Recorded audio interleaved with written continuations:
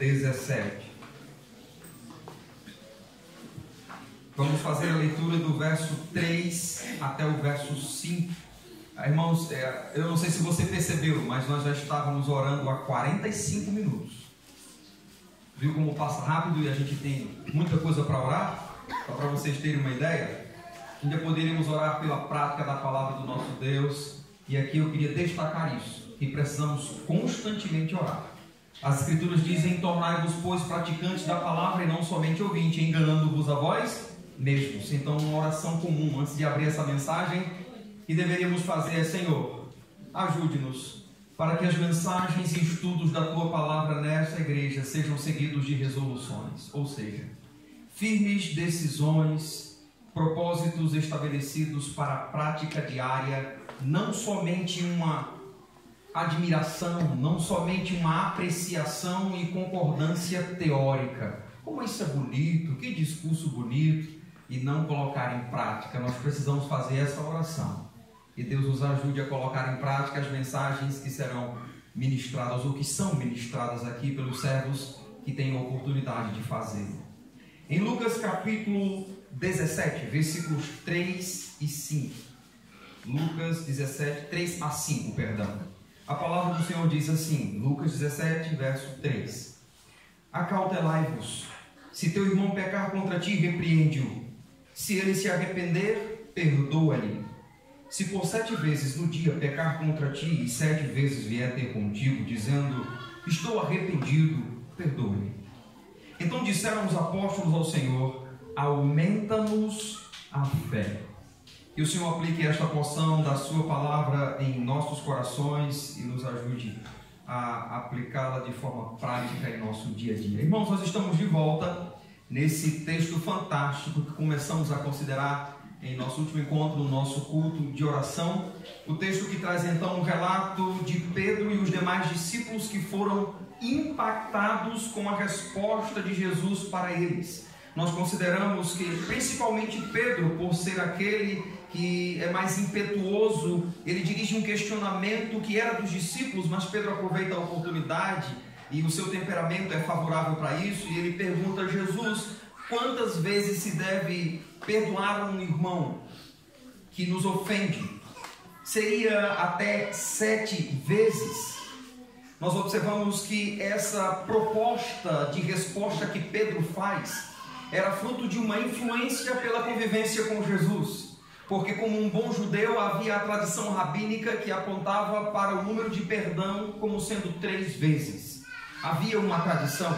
Pedro então toma essa expressão de 3 e eleva o número para 7 e diz, Senhor, seria até 7 vezes? E Pedro pressupunha que com isso ele estava expressando graça, ele estava fazendo transbordar a visão de graça que tinham os rabinos em sua tradição, indo muito além, elevando esse número de 3 para 7.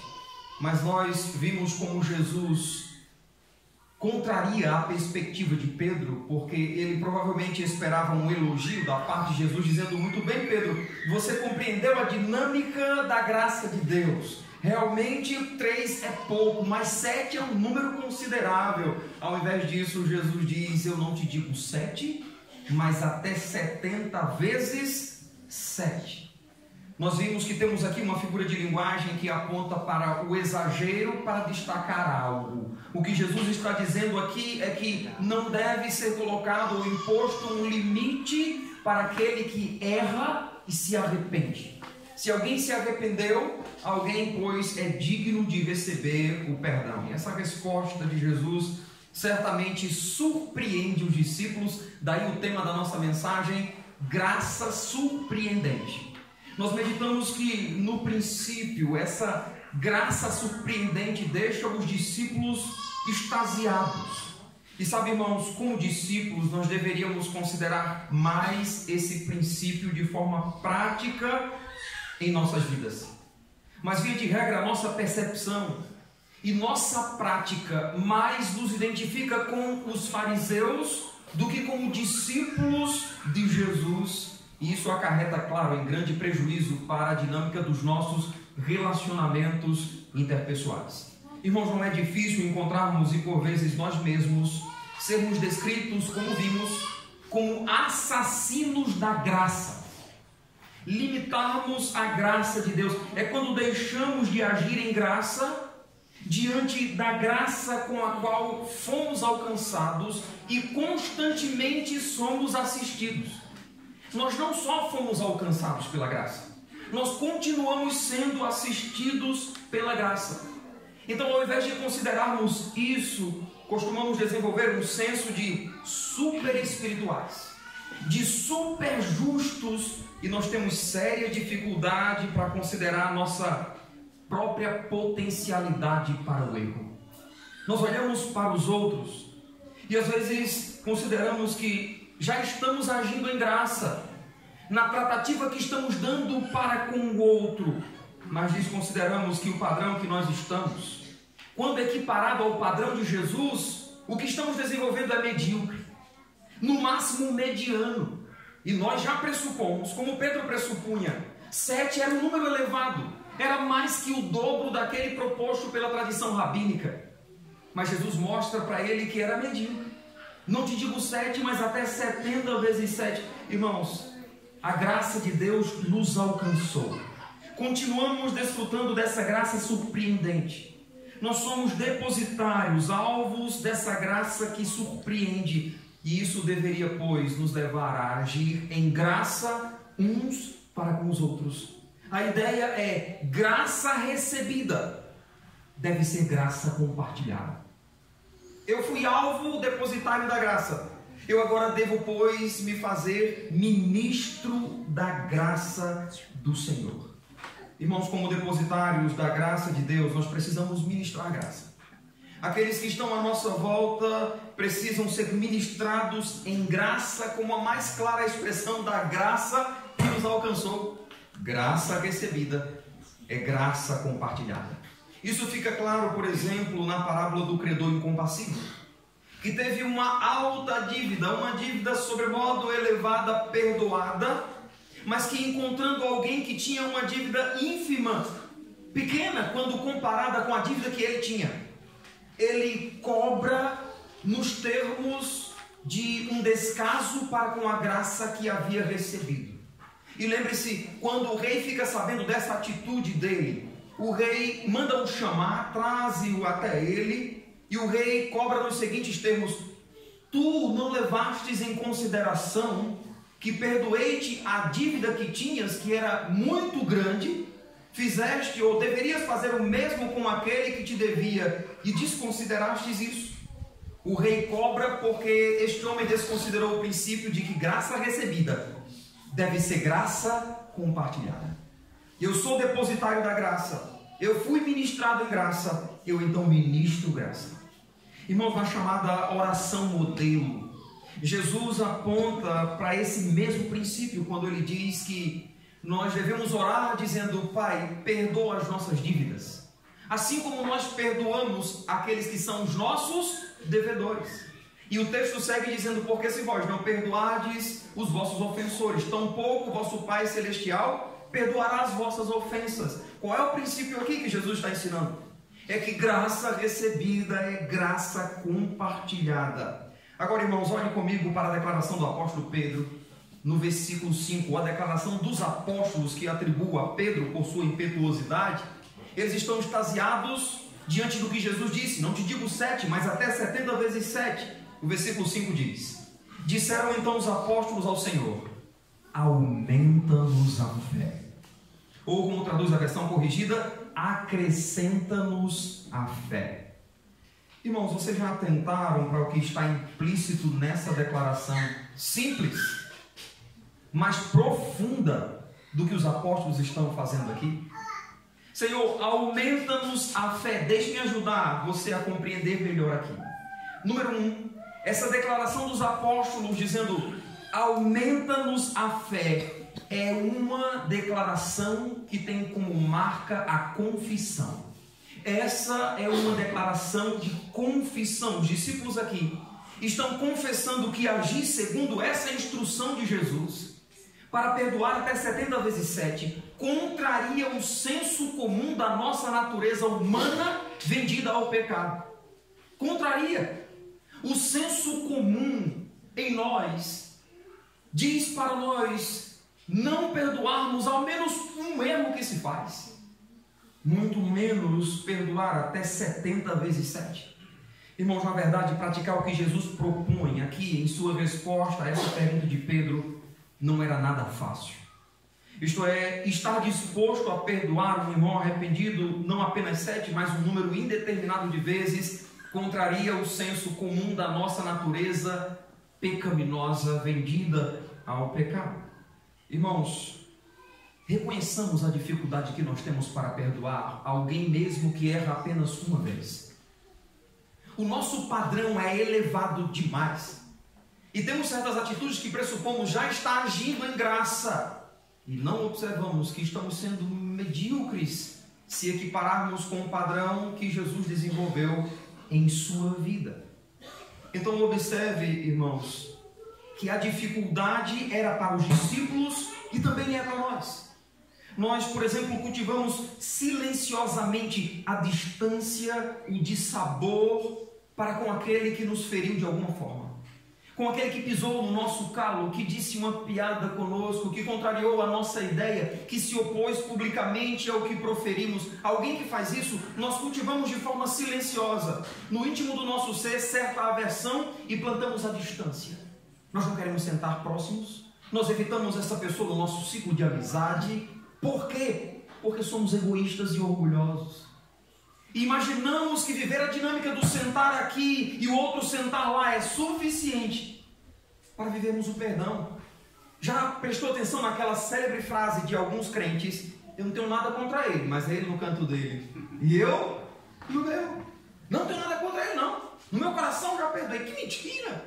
Não suporta a pessoa? Para você quer misericórdia e para ele misericórdia? Você não perdoou. Basta apenas um erro de alguém.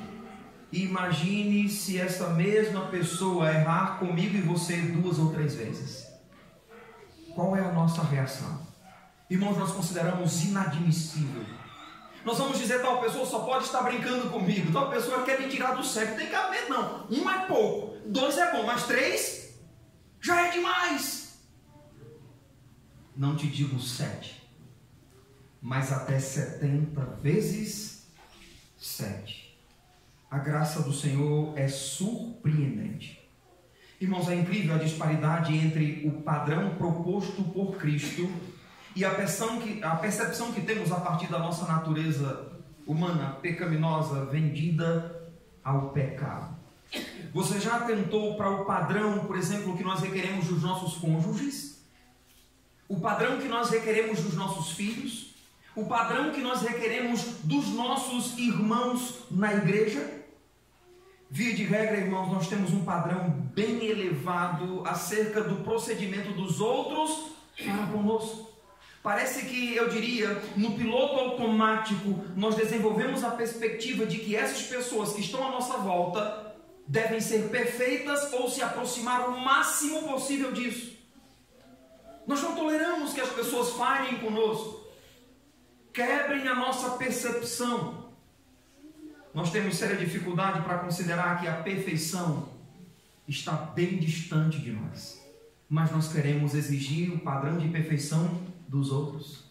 E porque a perfeição está bem distante de nós, diante dessa limitação, nós teremos que lidar com as falhas uns dos outros. Teremos que lidar com as falhas do nosso cônjuge, esposa ou esposa. Teremos que lidar com as falhas dos nossos filhos. Por quê? Porque são pecadores. Então o que é necessário aqui? Como discípulos, ou a exemplo dos discípulos de Jesus, confessarmos a dificuldade que nós temos para viver isso em uma dimensão prática e dizer: Senhor, aumente-nos a fé, porque se não for isso eu me separo. Eu não aguento a minha esposa quando ela erra, porque ela já errou 2 ou 3 vezes.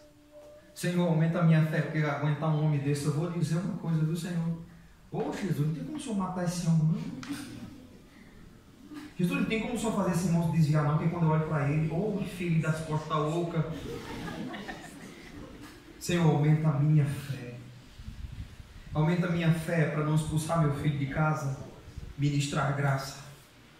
Aumenta a minha fé para eu continuar amando a minha esposa, amando o meu marido, apesar do infeliz dessa fazer uma coisa dessa comigo. Senhor, não aguento mais não, é um goteiro o dia todo, não aguento essa mulher mais não. Senhor, aumenta a minha fé. É a mulher que o Senhor me deu. Senhor, aumenta a minha fé. É o esposo que o Senhor me deu. Então temos dificuldade não somente para viver uma dimensão prática dos nossos relacionamentos interpessoais na igreja, mas com os nossos filhos, com os nossos cônjuges, e ninguém mais capacitado e habilitado para conhecer a natureza do egoísmo e orgulho que nos assiste do que os nossos próprios cônjuges. Então, em termos práticos, precisamos agir em graça. É assim que somos desafiados, porque a graça surpreendente requer isso de nós. Agir em graça com aqueles que nos fazem mal, agir em graça com o nosso cônjuge, agir em graça com os nossos filhos, agir em graça com os nossos irmãos. Por vezes nós queremos nos revoltar diante das atitudes desses grupos de pessoas. E quando fazemos isso, irmãos, estamos desconsiderando que nós somos assim diante de Deus. Sabe, irmãos, nós agimos muito, tratamos o nosso irmão a ferro e fogo, de modo a considerar inadmissível o erro de alguém para conosco. Somos totalmente intolerantes para que outros errem com a gente. Então, quando a revolta bate em nosso coração, deixa eu mudar os termos e dizer assim: quando a revolta bater em seu coração, diante do erro de alguém com você, e então no seu coração se inflamar um senso de justiça latente, você quer porque quer que aquela pessoa pague ou sofra a devida paga do mal que lhe foi atribuído. Então, lembre-se, o apóstolo Paulo diz: Ele vos deu vida quando vós estáveis mortos em vossos delitos e pecados, entre os quais andastes outrora, segundo o curso deste mundo, segundo o príncipe da potestade do ar, do espírito que agora atua nos filhos da desobediência, entre os quais todos nós andávamos outrora, seguindo a inclinação da nossa carne, fazendo a vontade dos pensamentos, e éramos por natureza filhos da ira. Verso 4, olha a adversativa: mas Deus, sendo rico em misericórdia por causa do grande amor com que nos amou, estando nós mortos em nossos delitos e pecados, nos deu vida juntamente com Cristo. Pela graça sois salvos. Você foi salvo pela graça. Você era alvo da ira de Deus. Deus ministrou graça em seu viver, e você continua sendo assistido por ela, porque a misericórdia do Senhor é a causa de não sermos consumidos. Então, quando você inflamar o seu coração de um senso de justiça latente contra o seu irmão, contra o seu cônjuge, contra o seu filho, lembre-se, não é assim que Deus age com você. A graça surpreendente deve alcançar aqueles que estão em nossa volta. Então, antes de expedirmos um veredito de culpado e desprezarmos alguém que nos feriu, lembremos da tratativa de Deus conosco, e se o fizermos, nós concluiremos que a graça recebida deve ser graça compartilhada. Agora, irmãos, não somente para perdoar, mas para outras atitudes. Para outras atitudes, as Escrituras nos instruem a confessarmos também a nossa limitação, a nossa miserabilidade, e clamarmos a exemplo dos discípulos: Senhor, aumenta a nossa fé. Nós precisamos pedir isso ao Senhor quando a ansiedade tomar conta do nosso coração. Quantas vezes, irmãos, a ansiedade tem dominado as nossas afeições? Afeição fala do pendor da nossa atenção. É quando tiramos o foco de outras coisas, da glória de Deus, da confiança nele, e focamos somente naquilo que consome a nossa atenção. É quando perdemos o sono, rolamos na cama de um lado para o outro, pensando em algo que ainda está por vir. É uma preocupação. E o que é preocupação, senão uma ocupação antecipada? Isto é ansiedade. As Escrituras dizem para nós não andarmos ansiosos quanto à nossa vida. Jesus disse isso. Pedro diz, escrevendo em sua carta, para lançarmos sobre o Senhor toda a nossa ansiedade, porque Ele tem cuidado de nós. Nós sabemos disso. E ainda assim, apesar de ouvirmos a instrução de Cristo, a instrução de Pedro, muitas vezes somos dominados, nós somos regidos pela ansiedade, perdemos o sono, ficamos impacientes. Senhor, aumenta a nossa fé. Paulo escreve para não andarmos ansiosos de coisa alguma, antes fazermos conhecidas diante de Deus as nossas petições pela súplica e orações com ações de graças, em Filipenses 4:6. E é interessante que o versículo seguinte, Paulo escreve que a paz de Deus, quando fazemos isso, que excede todo entendimento, guardará o nosso coração e a nossa mente em Cristo Jesus. Sabe aquele hino que cantamos? Eu creio que é o hino 155. Ó que paz perdemos sempre, ó que dor no coração, só porque nós não levamos tudo a Deus em oração. Precisamos dizer: Senhor, aumenta-nos a fé, porque viver sem praticar a ansiedade parece ser impossível. Irmãos, deixa eu dizer uma coisa para você.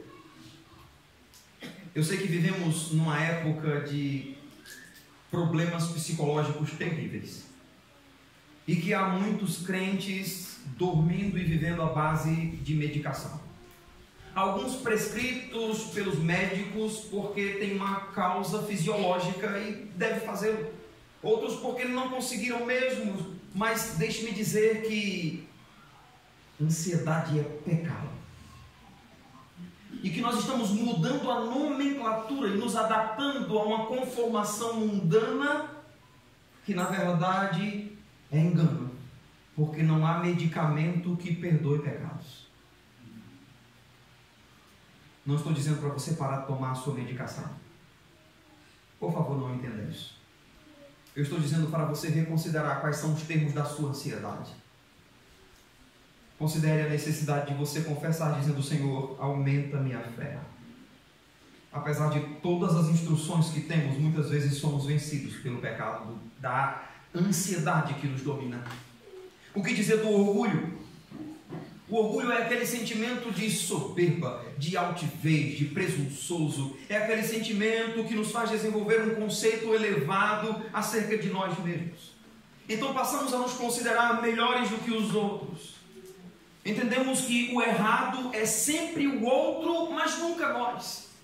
E quando isso é aplicado ao âmbito do casamento, o que dizer da dificuldade que muitos cônjuges têm para reconhecer os seus próprios erros? Muitas vezes, irmãos, estamos numa discussão com o nosso cônjuge e nós temos plena certeza que estamos errados, mas nós vamos dar um arrodeio enorme para argumentar e no final sairmos como se estivéssemos certos. Nós vamos discutir e vamos ficar sem falar com a nossa esposa ou com o esposo, vamos fazer bico e os dias vão passando e tem os indivíduos que têm a terrível capacidade também, umas indivíduas, que têm a incrível capacidade de ficar 2, 3, 4 dias sem se falar dentro de casa.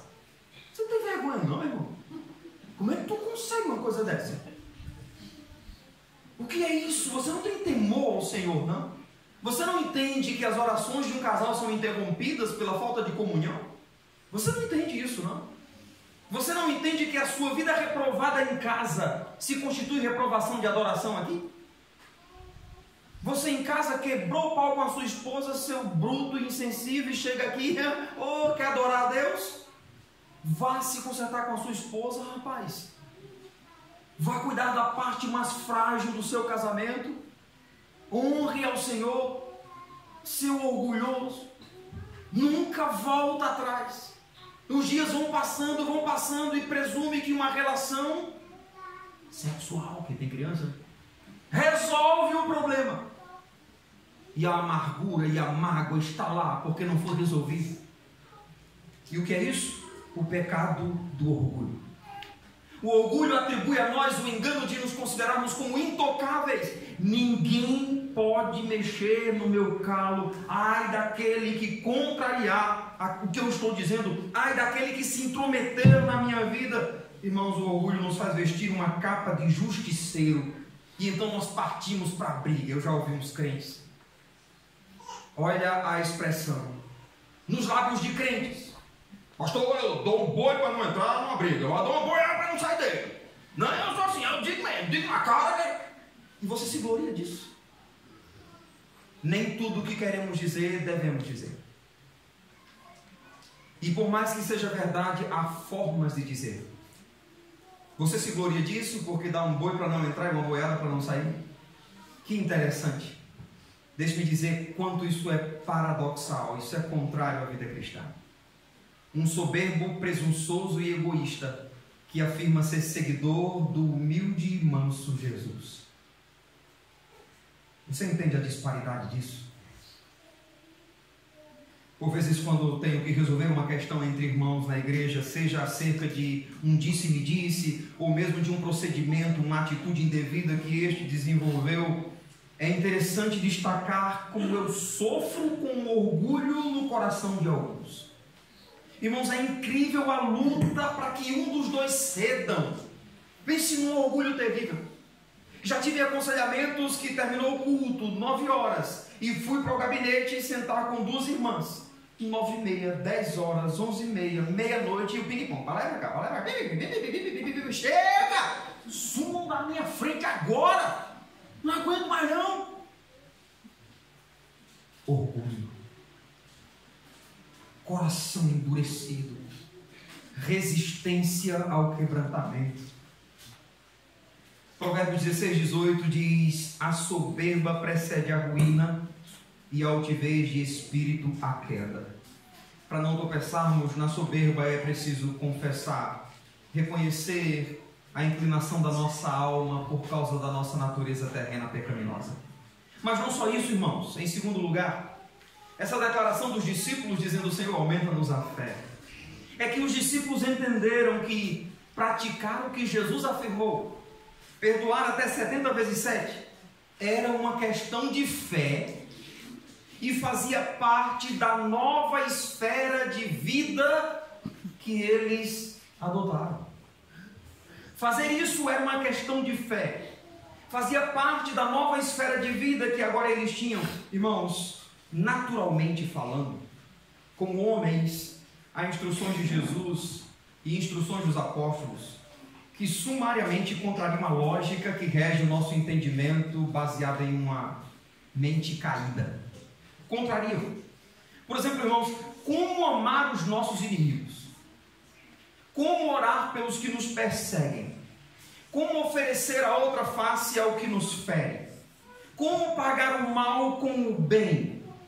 Como entregar aqueles que entram em uma questão conosco além do que eles estão requerendo? Como abençoar os que nos perseguem? Como dar de comer e de beber ao nosso inimigo que tem fome e que tem sede? Como fazer isso? É difícil, irmãos, é preciso fé, porque se não for, nós não o fazemos. Porque essas coisas contrariam a lógica que rege o nosso entendimento como pecadores. A nossa tendência lógica é odiar os nossos inimigos, desejar o mal aos que nos perseguem, retribuir, não na mesma medida, mas em medida elevada, um mal que nos é atribuído. Nossa tendência é pagar o mal com o mal, é lutarmos com toda a nossa força para que alguém jamais obtenha vantagem sobre nós. Isso numa discussão simples ou numa discussão elevada, nós não queremos sair perdendo. Por isso muitos casais perdem o discernimento e ferem o outro com palavras duríssimas e marcam corações como que uma tatuagem, porque queriam simplesmente ganhar uma discussão e não sair por baixo feridos ou um veneno mortífero. Palavras pesadíssimas, que na verdade não era o que queria dizer, não procede, mas diz por quê? Porque quer manter o padrão de ganhar a questão. Agora eu pergunto, essas são atitudes expressas na vida de Jesus? É claro que não, irmãos. E nós sabemos disso, nós sabemos que ele, como Pedro afirma, quando ultrajado, ele não revidou o ultraje. Pedro diz que ele, quando maltratado, não fazia ameaças, mas entregava-se àquele que julga retamente. Sabe qual é o problema? É que nós queremos brincar de ser Deus.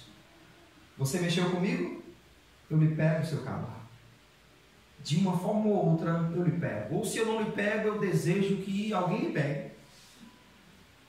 Jesus entregava-se àquele que julga retamente. Nós somos cientes do procedimento de Jesus, cientes das suas instruções, mas praticar tais instruções e limitar ou imitar o procedimento de Jesus requer fé. Se não for, nós não faremos. Tais atitudes fazem parte da nova esfera de vida que desfrutamos e precisamos praticar. É uma questão de fé. Assim, irmãos, não só perdoar alguém que recorrentemente erra e se arrepende pedindo perdão, mas todas as demais coisas. Amar os nossos inimigos, orar pelos nossos perseguidores, pagar o mal com o bem, abençoar os que nos perseguem. Tudo isso só será posto em prática se considerarmos a dimensão da nova esfera de vida que temos. Precisamos de fé para isso. Eu tinha tudo para agir contrário a isso, mas é por causa da fé que rege o nosso viver. E entendo aqui uma questão de fé, irmãos, como sendo condicionar as nossas atitudes ao reino de Deus, porque agora deste reino somos cidadãos. Paulo diz em Efésios 3:20 que a nossa pátria está no céu, de onde aguardamos o nosso bendito e Salvador.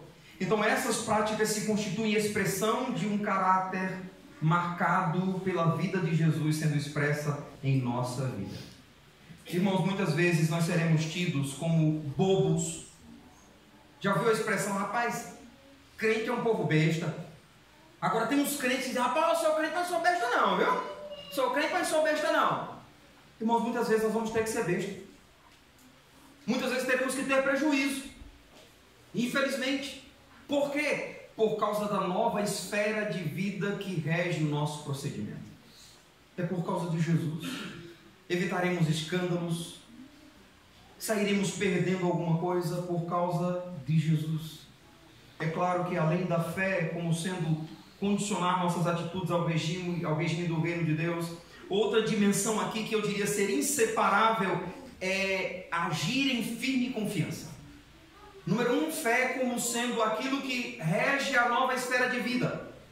Número 2, fé como sendo a firme confiança depositada no Senhor. E aqui em termos práticos, você está sendo perseguido de alguma forma? Alguém está perseguindo você? Então ore por ele. É uma questão de fé.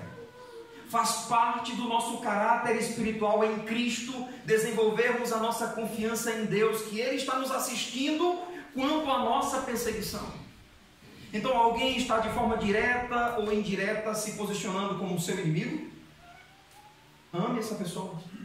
Abençoe essa pessoa. A palavra abençoar literalmente é tecer elogio. Trazer palavras de benefício para essa pessoa. Ao invés de amaldiçoar, abençoe.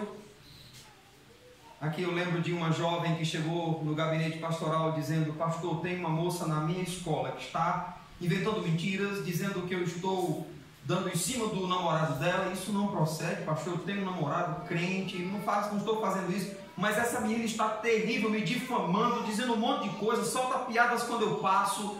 E eu peguei um livrinho que tinha no meu birô, um livrinho evangelístico, e eu disse: pegue esse livrinho, escreva uma carta para ela, abençoe ela, diga: eu não tenho feito isso, eu quero dizer para você que eu estou orando pela sua vida, eu estou orando pela sua família, eu desejo que você conheça Jesus Cristo.